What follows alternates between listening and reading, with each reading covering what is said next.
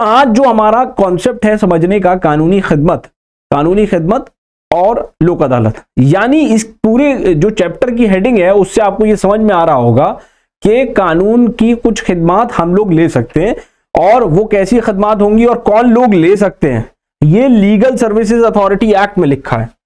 1987 का 1987 का एक कानून है, legal services authority act,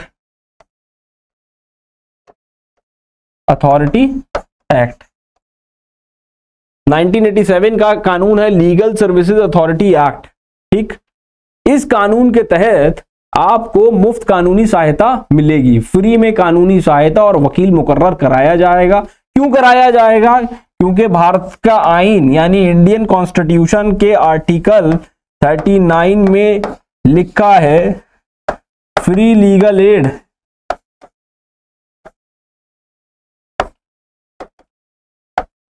add मतलब सरकार की जिम्मेदारी है कि मुफ्त कानूनी सहायता प्रोवाइड करना, जिससे एक्सेस टू जस्टिस हो सके, जिससे इंसाफ मिल सके। Free legal aid to get the justice, इसको बोला गया है आर्टिकल 39A में, यानी संविधान का जो धारा है 29-39A, उसमें ये बात लिखी। ये दिमाग में रखिएगा आंसर लिखते समय। वो पूछे आपसे कि कानूनी खिदमत के लिए क्या मुफ्त कानूनी खिदमत मिल सकती हैं, क्या भारत का संविधान कहता है कि हमें कानूनी खिदमत जो है मुफ्त में मिलनी चाहिए, तो आप कहोगे भारत की आईन की धारा 39A के तहत ये मुकर्रर किया गया है कि भारत के जो नागरिक हैं उनको मुफ्त कानूनी सहायता मिले, ताकि वो इंसाफ को एक्वायर कर सकें या इंसाफ ले सकें अपने लिए। बात समझ में आ गई? बात समझ में आ रही है आप लोगों को? कोई दिक्कत तो नहीं है? देख लीजिए एक बार कि ये फ्री लीगल एड का जो कॉन्सेप्ट है, जो इवॉल्व हुआ है, वो लीगल सर्विस अथॉरिटी एक्ट 1987 से हुआ है, और ये 1987 का जो कानून है ये भारत के अनुच्छेद 39A से निकला है। ठीक है, 39A ये 42वें संशोधन के तहत जोड़ा गया था, मतलब ये ओरिजिनल कॉन्स्टिट्यूशन में नहीं था। 42nd अमेंडमेंट एक्ट, तरमीमी जो कानून है 42वां जो तरमीमी कानून था, उसके तहत जो है इसको जोड़ा गया था। 42nd अमेंडमेंट एक्ट 1976, 1976 में इसको जो है भारत के आईन में जोड़ा गया था। 42वां तरमीमी कानून जो है संविधान का, आईन का, उसमें जोड़ा गया था। कानूनी खिदमत authority act 1987, legal service authority act 1987 के तहत ये मुकर्रर किया गया भारत के पार्लियामेंट के द्वारा, भारत की कानून साज असेंबली के द्वारा, कि लोगों को जो लोग कानूनी खिदमत नहीं ले सकते हैं किसी वकील की पैसा देके, तो उनको मुफ्त में कानूनी सहायता दिलवाई जाए। अच्छा, दूसरी चीज, एक सबसे महत्वपूर्ण चीज ये है कि कानून की जानकारी होना आपको अनिवार्य है।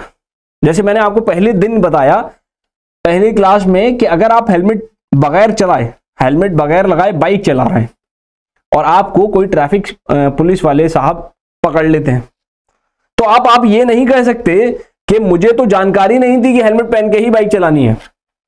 क्या ये कह सकते हैं आप? सर कि मुझे तो मालूम ही नहीं था। क्यों ऐसा? ऐसा इसलिए क्योंकि एक लैटिन अल्फाज है, मतलब ये जो नॉर्थ अमेरिका और साउथ अमेरिका है, ज्योग्राफी अगर आपने पढ़ी हो तो साउथ अमेरिकन कंट्रीज में एक लैंग्वेज बोली जाती है, उसको बोलते हैं लैटिन लैंग्वेज। उसमें एक अल्फाज है, मैं लिख देता हूं,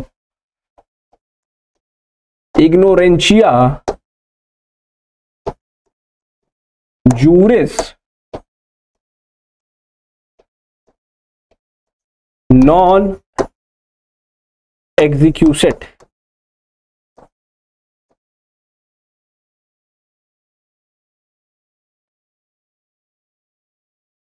इग्नोरेंशिया जूरिस नॉन एग्जीक्यूसेट। ठीक,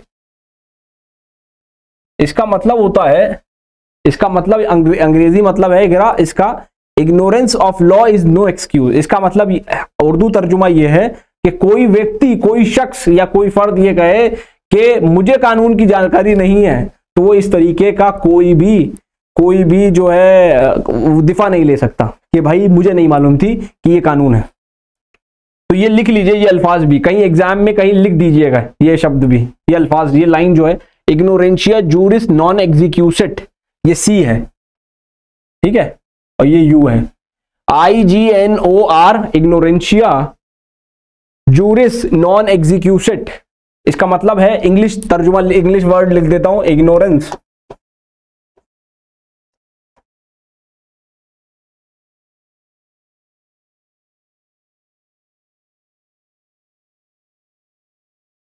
इग्नोरेंस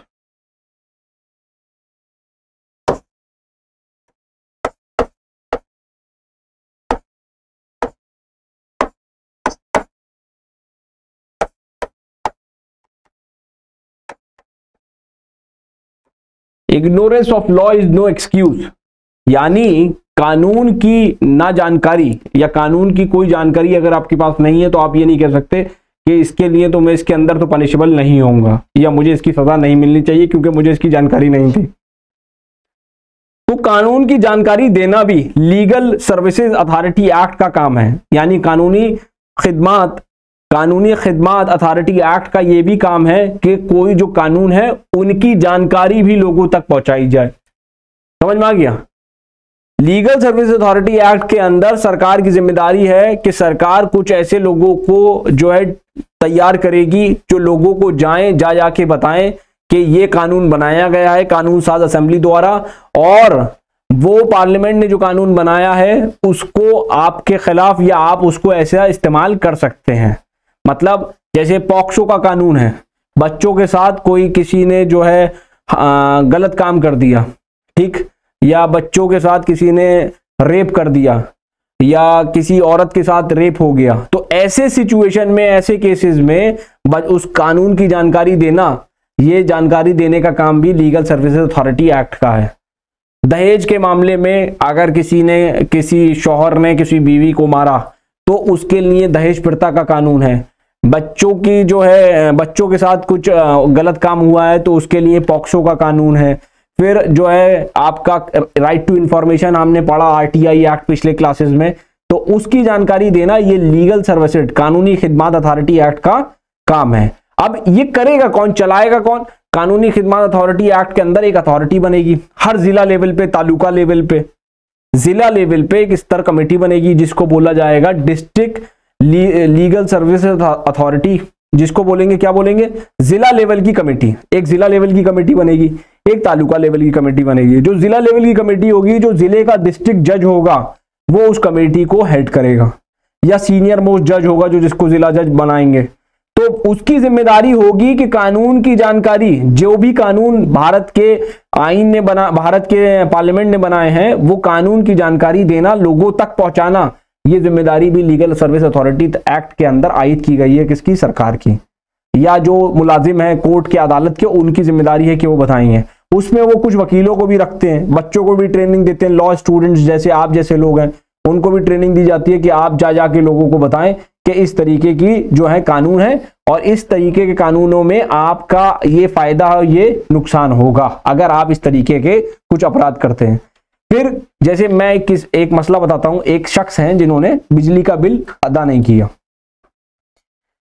तो वो एक कैंप लगा हुआ था, लीगल एड कैंप, जैसे हेल्थ कैंप लगे होते हैं, लोग अपने हेल्थ की जांच कराने आते हैं, वैसे ही लीगल एड कैंप लगा था। वो अपने कानूनों की मदद लेने के लिए आए हुए थे।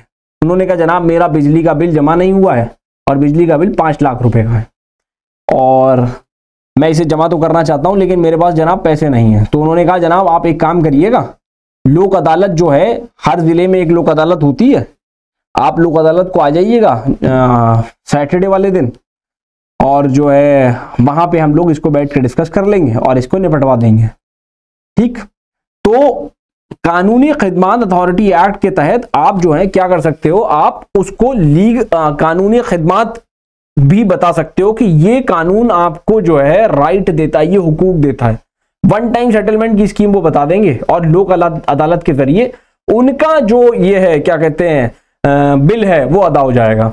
बात समझ में आ गई कि बिल अदा करने के लिए या चालान को खत्म कराने के लिए या कुछ ऐसे मसले हैं मियाँ बीवी के, भाई बहन के, जो फैमिली के डिस्प्यूट्स हैं उनको रिजॉल्व करने के लिए आपने लोक अदालत बनाई। और लोक अदालत का क्रिएशन किसमें होगा, वो होगा कानूनी खिदमत अथॉरिटी एक्ट 1987 के तहत।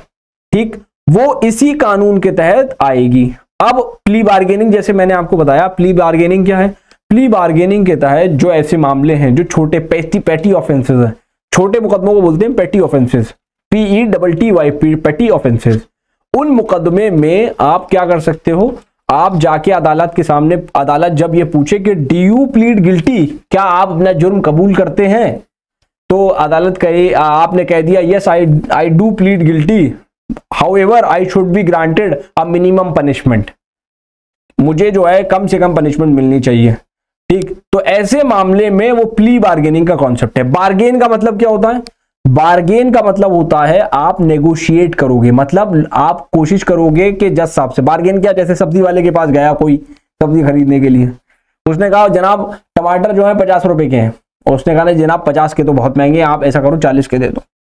तो ये जो कम्युनिकेशन हो रहा है वेजिटेबल सेलर और आपके बीच में, इसको बोलते हैं बार्गेन, कम करना।